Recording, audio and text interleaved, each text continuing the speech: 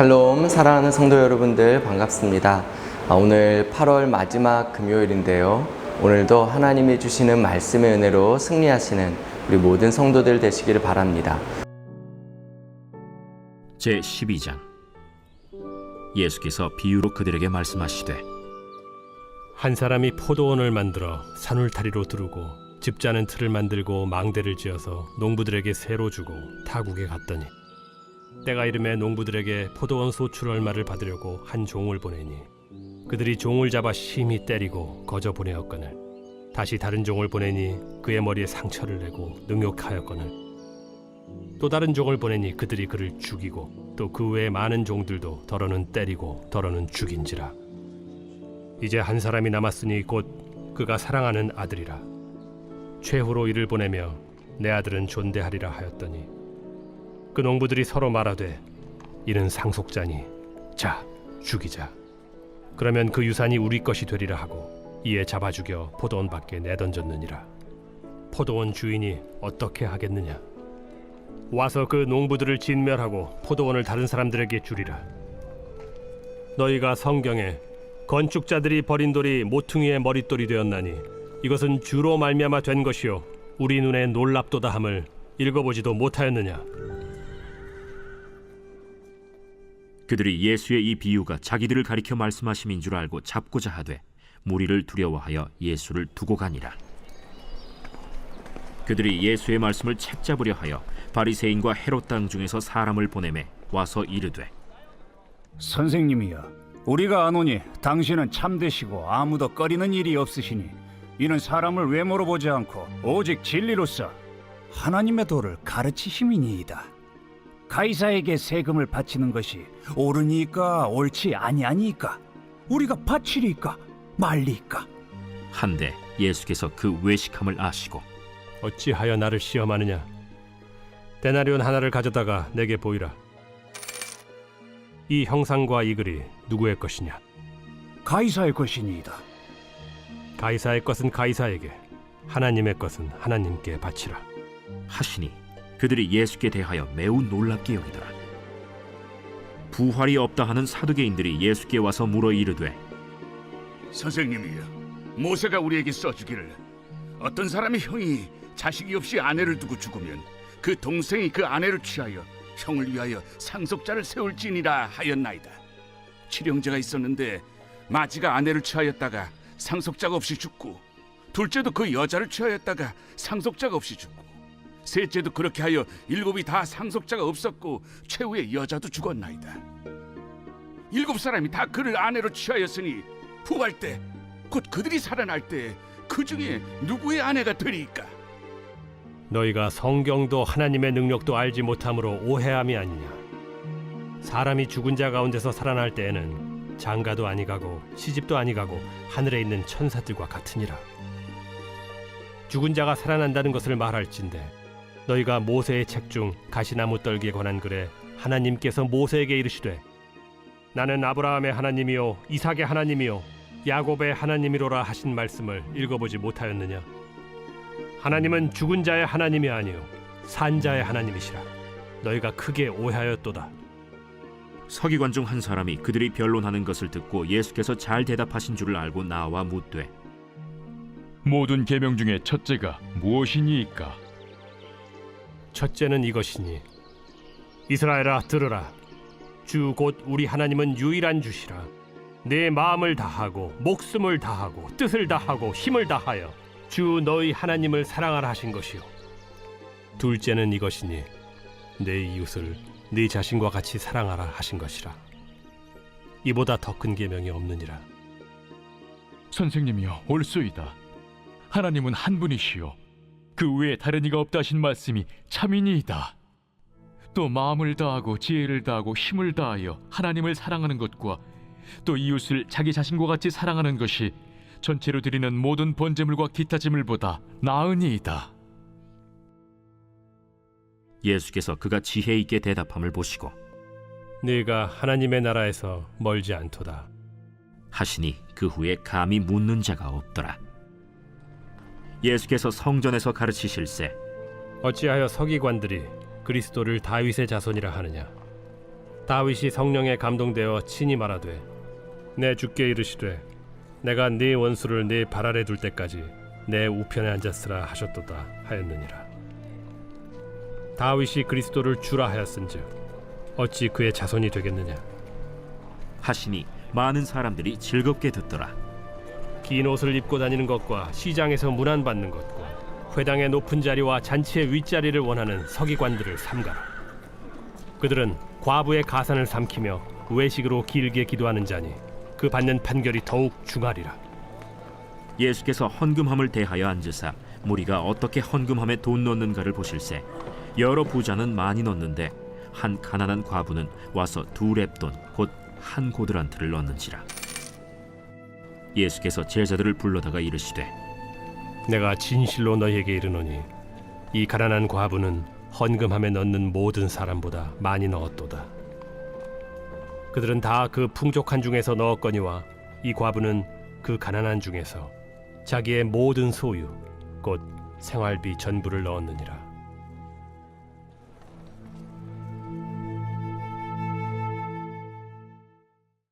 먼저 오늘 본문 1절부터 12절까지는 포도원 농부의 비유인데요.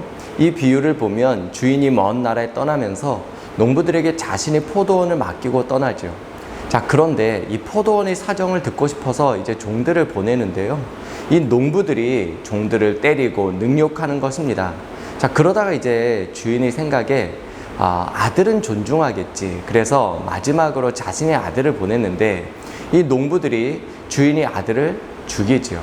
이것은 결국 하나님의 아들로 이 땅에 오신 예수 그리스도를 바리새인들과 서기관들이 십자가에 못 박아 죽게 만들 것을 예고한 말씀입니다. 자, 그런데 10절을 보시면 예수님께서 이 사건을 가리켜서 건축자들이 버린 돌이 모퉁이 머릿돌이 되었다 이렇게 말씀하시는 거예요. 사람들이 하나님의 아들을 거부하고 또 그를 십자가에 못 박아 죽게 만들었는데 오히려 바로 그 사건을 통해서 하나님께서 창세 전부터 예정하신 구원의 역사가 완벽하게 이루어진 것입니다. 이 말씀을 통해서 우리가 붙잡아야 하는 것이 있는데요. 하나님은 모든 상황 속에서 일하고 계시다는 사실입니다. 나의 친구를 통해서도 역사하시지만 나의 원수를 통해서도 하나님은 일하고 계신다는 거예요. 때로는 사람들이 교회를 공격하고 또 하나님을 대적하는 것처럼 보여도 전능하신 하나님은 바로 그런 어려운 상황, 고난의 상황을 통해서조차도 하나님 나라의 뜻을 완벽하게 이루어 가십니다. 그러므로 우리가 이 사실을 믿는다면 우리는 결코 어떤 상황 속에서도 낙심하거나 좌절하지 말고 우리의 고난 가운데 함께 하시고 우리의 실패 속에서조차도 역사하시는 하나님을 믿음으로 온전히 바라볼 수 있어야 할 것입니다. 자, 그리고 우리 13절부터 17절에서는 가이사에게 세를 바치는 문제에 대해서 바리새인들이 예수님을 시험하는 이야기인데요. 이 이야기 속에서 예수님은 가이사의 것은 가이사에게, 하나님의 것은 하나님께 바치라 이렇게 말씀하십니다. 사실 우리가 이 말씀을 볼 때 예수님이 동전에 새겨진 그 가이사 형상을 보이시면서 가이사의 것은 가이사에게, 하나님의 것은 하나님께 바쳐라 이렇게 말씀하신 것 때문에 우린 자꾸만 이 말씀을 세상의 것과 하나님의 것을 분리하는 것처럼 그렇게 이분법적인 어떤 그런 기준을 생각을 하지만 사실 이 세상에서 여러분 하나님의 것이 아닌 것이 하나라도 있습니까? 사실 여러분 이 예수님의 질문에 우리가 바르게 대답한다면 이렇게 말할 수 있어야 합니다. 비록 가이사의 형상이 새겨져 있을지라도 이것은 하나님의 것입니다. 여러분 이 믿음이 중요해요. 우리 사업이나 직장 생활 또 우리가 세상에서 보고 경험하는 모든 것이 사실은 온전히 하나님의 것이죠. 그러므로 우리는 교회에서뿐 아니라 삶의 모든 영역 속에서 하나님의 주인 되심을 고백하고 또 모든 영광을 오직 하나님께만 올려드릴 수 있어야 합니다. 자, 그리고 18절부터 27절에서는요 사두개인들이 찾아와서 부활에 관한 문제로 예수님을 시험하는 내용인데요. 여기서도 이 사두개인들은 유대인들에게 있었던 이 형사 취수법 이것을 이제 문제 삼으면서 죽은 자의 부활은 절대로 논리적으로 절대 받아들일 수 없다 이런 식으로 예수님을 시험합니다. 그런데 예수님이 뭐라고 말씀하시죠? 25절을 보시면 부활의 날에는 장가도 아니 가고 시집도 아니 가고 하늘에 있는 저 천사들과 같을 것이다. 이렇게 말씀하세요. 여러분, 부활의 날에 일어날 일들이 얼마나 영광스러울지를 우리가 이 땅에서 경험하는 우리 작은 논리로 다 설명하려고 하는 것 자체가 교만한 거 아닙니까? 아니, 어떻게 유한 속에 무한을 담을 수 있으며 순간 속에 영원을 담을 수 있습니까? 어떻게 이 유한한 세상을 경험하는 우리가 저 영원한 하나님 나라를 판단할 수 있느냐고요. 어떻게 무능한 자가 전능한 자를 이해할 수 있겠습니까? 그러므로 우리는 우리 지식으로는 절대로 하나님의 지혜를 판단할 수 없다. 이 사실을 겸손히 고백하면서 날마다 주님의 말씀을 배우고 또 때로 우리가 다 이해하지 못하는 말씀 앞에서도 언젠가 주님께서 그 모든 것을 깨닫게 하실 줄 믿고 겸손히 기다린 자세가 필요할 것입니다. 자, 그리고 28절부터 34절에서는요, 서기관 중에 한 사람이 예수님께 와서 율법에 대해서 시험을 하는데요, 모든 계명 중에서 가장 큰 계명이 뭐냐 이렇게 묻는 겁니다. 여러분, 이게 사실은 굉장히 민감한 질문이에요. 우리가 하나님의 말씀을 볼 때 아니, 어떤 말씀이 더 중요하고 어떤 말씀이 덜 중요하다 이렇게 말할 수 있습니까? 하나님의 모든 말씀이 다 똑같이 중요한 말씀 아닙니까? 그런데 이 서기관은 예수님께 찾아와서 어떤 계명이 가장 큽니까? 이렇게 예수님을 시험하고 있는 겁니다. 그때 예수님께서 율법의 본질을 너무나 명확하게 확실하게 정리를 하세요. 그러니까 예수님의 대답은요, 완벽한 우문 현답이었습니다. 예수님은요, 이 어리석은 율법사의 질문에 너무나 현명한 대답을 하신 거예요. 율법의 본질이 뭡니까? 결국 하나님의 사랑과 이웃 사랑으로 정리할 수 있어요. 그러니까 그 수많은 율법들을 가르쳐 주시면서 성경이 우리에게 요구하시는 것은 결국 하나님을 사랑하라, 그리고 너희 이웃을 사랑하라, 결국 이것입니다. 이 말씀을 듣는데 서기관이 눈이 번쩍 뜨이는 겁니다. 분명 서기관은요, 예수님을 시험하기 위해서 이 질문을 툭 던진 겁니다. 근데 여러분, 이 서기관이 여기서 은혜를 받아버린 거예요. 놀랍지 않습니까? 사실 이 서기관은 예수님을 시험하기 위해서 어떤 은혜를 사모하기 위해서 질문을 던진 게 아니에요. 그런데 오히려 이 질문 때문에 지금껏 끝까지 맞춰지지 않았던 마지막 퍼즐 하나가 딱 맞춰지게 된 겁니다. 사실 이 서기관은 율법에 대해서만큼은 둘째가라면 서러울 정도로 율법에 박식한 학자였을 것입니다. 그러니까 예수님이 어떤 대답을 해도 이렇게 저렇게 다 반박할 이야기가 다 준비되어 있었을 거예요. 그런데 스스로 정작 아무리 자기가 율법을 연구해도 자기 마음에 끝까지 채워지지 않았던 그 한 가지가 있었던 겁니다. 그런데 그것이 무엇인지 서기관 자신도 몰랐던 그 문제인데요, 이 사람의 마음속에 그 갈급함을 예수님께서 정확하게 보신 거예요. 그래서 예수님이 이 사람이 찾고 있었던 그 율법의 마지막 퍼즐 한 조각을 그에게 선물로 안겨주신 겁니다.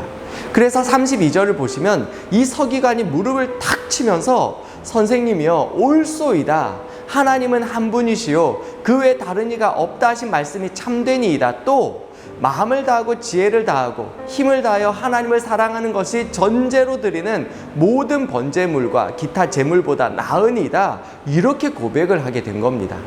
저는 우리에게 이 은혜가 필요하다라고 생각합니다. 하나님의 말씀을 듣다가 여러분, 우리 눈이 떠지고요, 마음속에 깨달아지는 것이 있으면, 그런 은혜를 경험하고 나면요, 신앙생활이 참 행복합니다. 우리가 정말 설교를 들을 때도 그렇지만 우리가 골방에서 스스로 하나님의 말씀을 묵상하는데, 와, 여러분, 그 말씀 속에서 갑자기 뭔가 인사이트 하나가 번쩍 깨달아지면 여러분, 그 기분은요, 정말 밭에 감추인 보화를 발견한 것 같은 그런 어마어마한 기쁨이 찾아옵니다. 여러분, 신앙생활은요, 그 맛에 하는 거예요. 우리가 교회 생활을 열심히 하고 봉사를 아무리 많이 해도 정작 여러분들이 이 말씀의 은혜가 깨달아지는 기쁨, 신앙생활의 이 맛을 모르고 여러분들이 교회를 다니고 있다면, 신앙생활을 하고 있다면요, 우리는 정말 수박 겉핥기식으로 믿음 생활을 하고 있는 겁니다.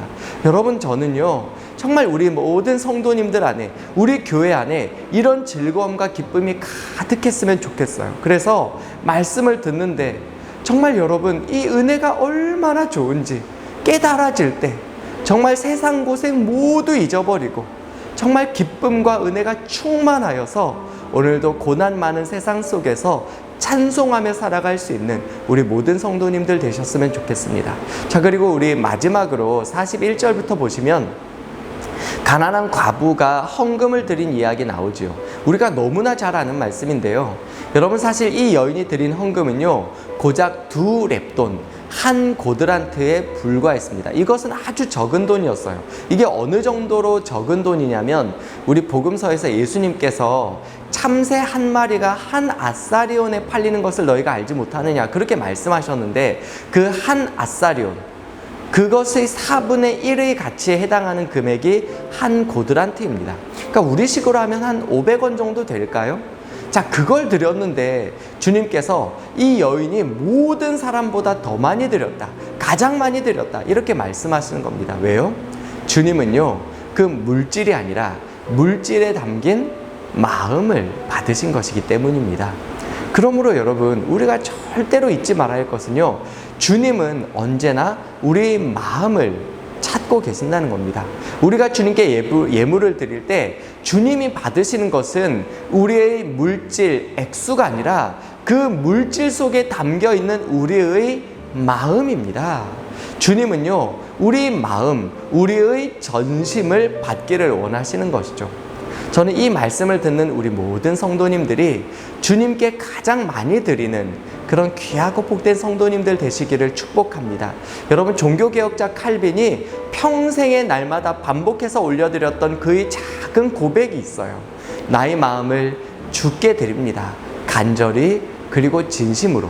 여러분, 우리 모두가 이 고백을 날마다 드리면 얼마나 우리 신앙생활이 아름답겠습니까? 하나님이 얼마나 기뻐하시겠습니까? 그래서 여러분, 내가 모든 사람보다 주님께 더 많이 드리고 싶다, 내 마음을 더 온전히 드리고 싶다, 여러분, 이거 좀 가져볼 만한 욕심 아닙니까?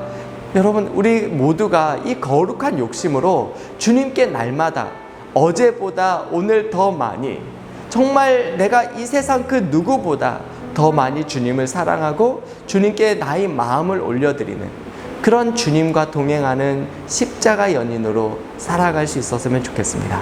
오늘도 우리 모두가 이 말씀의 은혜를 붙들고 승리하시기를 주님 이름으로 축복합니다.